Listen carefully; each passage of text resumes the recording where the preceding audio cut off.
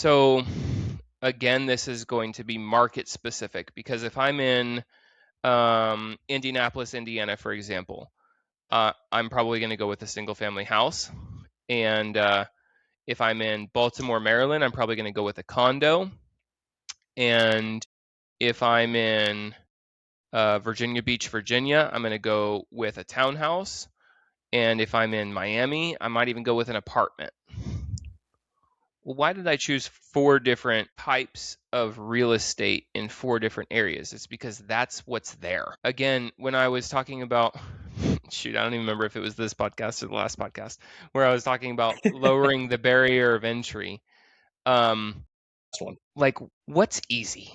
What am I going to see a Mm-hmm. lot of? What am I going to get reps in, right? Because when you're new, you're kind of floundering. You're kind of like spinning your wheels, you're treading water. All of this is new, and it kind of takes a long time to analyze deals, whether it's the repair or the ARV or the entrance strategy or the exit strategy, things like this.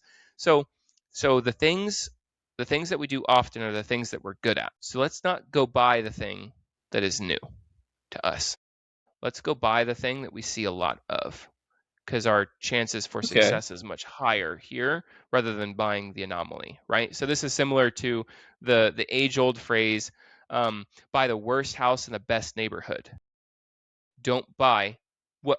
By the way, there's a second half of that phrase, which is never buy the biggest house on the block. How come? Why do you never buy the biggest house on the block? Well, it's because it's the black sheep. It's the anomaly. Nobody wants the anomaly. Similarly, don't buy the smallest house on the block because it's the anomaly too. Again, we want to stay really close to that bell curve. On the right-hand side is where the profits are, and on the left-hand side is where the safety is. So depending on where you are in your season of your investing career, sometimes we're swinging for the profit, sometimes we're swinging for safety.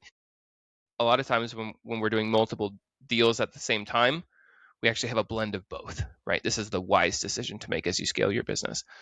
What was I getting at though? Oh, all these different configurations and things like this. In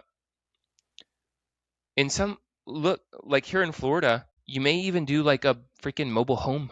Why? Because there's so many retirement communities here. There's a lot of mobile homes across the state, and that's a wise decision. And some people would say, "Oh, you shouldn't buy mobile homes. They're just trashy."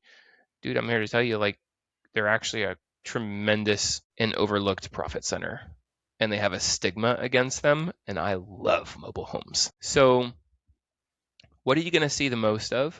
Where are you going to get your reps? Because if you do a whole bunch of bench press, for example, and you get your reps in at bench press, you're going to have a really developed chest. You're going to have Mm-hmm. big triceps. It's going to be really easy for you to handle a heavy load and do a lot of reps of that. So when you get tested, let's say you're going to, like, I don't know, for whatever reason, you go to a gym and they test you and they say, choose any lift. You shouldn't go out and choose a deadlift because that's not what you've been training. You should choose the thing that you've been doing.